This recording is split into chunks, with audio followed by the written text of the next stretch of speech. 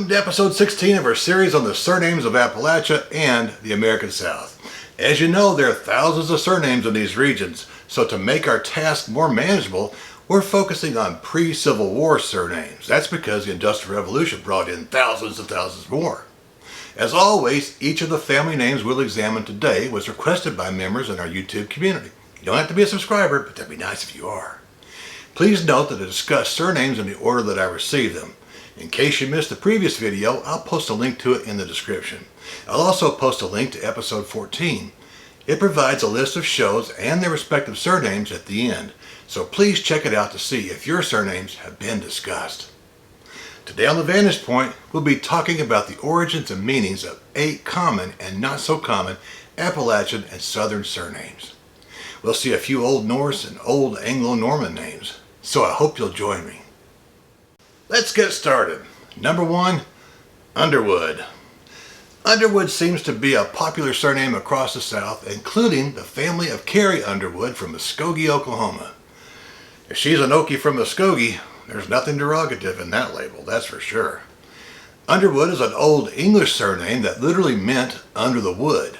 Carrie's distant ancestors must have lived in a forest or under some big trees. At any rate, Underwood is not common in Ireland, Ulster, or England. It's found in the Scottish records, especially Ayrshire, as far back as 1470. Despite its minor presence in Scotland, I would consider Underwood an English surname, here in Appalachia and across the South. Number 2, Scoggins. This surname is a bit of a mystery to the authors of my surname books. Henry Harrison lists it among the surnames of the United Kingdom, but he places a question mark by its country of origin. He thinks it might be Welsh for little fool or little flatterer. There are other online sources that point to Old Norse and Danish as a language of origin. In those cases, the surname could mean little Skog or bearded one. I tend to agree with the Scandinavian origin of Scoggins.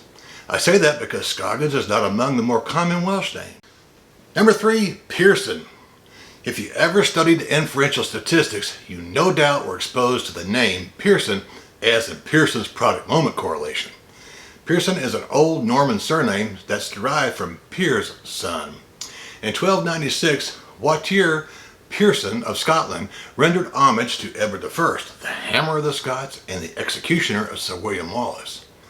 As with other Norman nobles, members of this Norman family were invited into the Scottish lowlands in the 12th century by King David I. Pearson is not common in Wales, but it's numerous in Ireland's County Leinster and to a lesser extent elsewhere in the Republic of Ireland. Pearson is not common in Ulster, so the surname could have been introduced into Appalachia and the South by immigrants from England, Ireland, or Scotland. I wouldn't call Pearson a Scots-Irish name. Number 4, Cressie.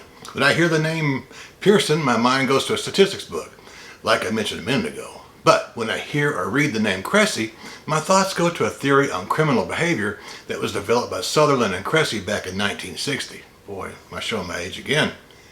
For the scholars in the audience, their model was called the theory of differential association. How about that for a 50-cent title? At any rate, the surname is found in England. It's a common French toponymic or place name. There are several places named Cressie in France. The surname is not common in Scotland, Wales, or Ireland. Here in the South, it's most likely a direct from France surname. It could be a Huguenot surname of the 17th century.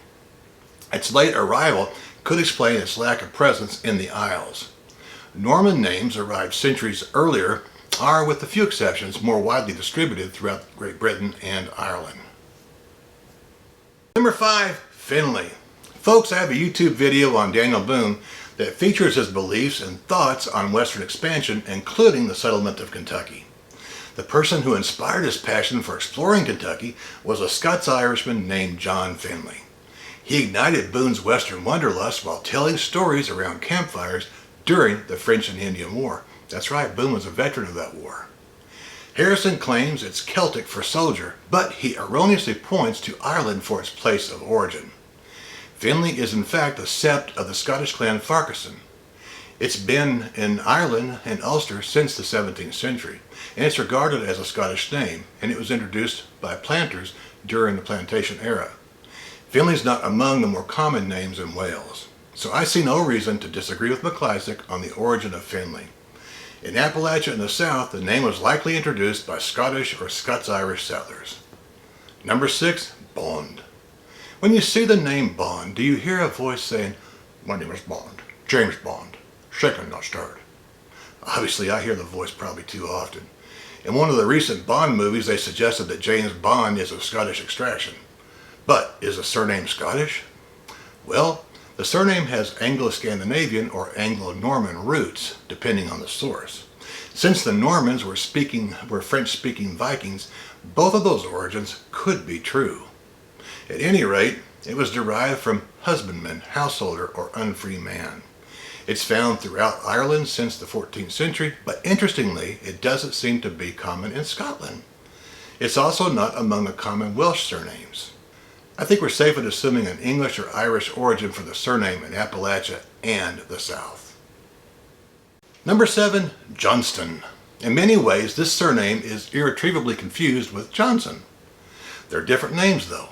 Whereas in Scotland, Johnston is derived from MacIan, or the son of John. Johnston is derived from a Scottish place name in the eastern lowlands. Harrison estimates that 9/10 of the members of the Johnston clan are really Johnsons. McClysick and Robert Bell agree that in Ireland the vast majority of Johnstons and Johnsons are of Scottish origin. The name John, of course, is biblical, but it took root across the Isles as a surname. For instance, Johnson is the 35th most common surname in Wales. A paper trail and perhaps Y chromosome tests are needed to zero in on your specific line of Johnson.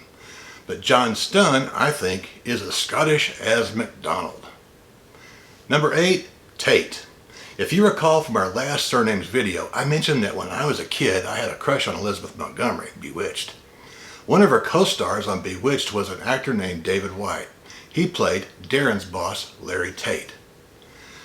Now, I have not had the pleasure of meeting many people named Tate, so when I hear that surname, I think of Larry Tate on Bewitched, or sadly, Sharon Tate, whose life was cut way too short by the Manson family in 1969.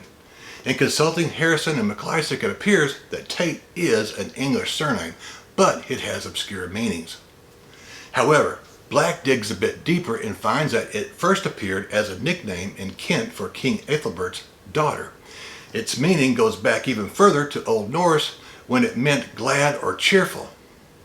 Tate seems to have quite a presence in Scotland, from the Orkney Islands down to the lowlands.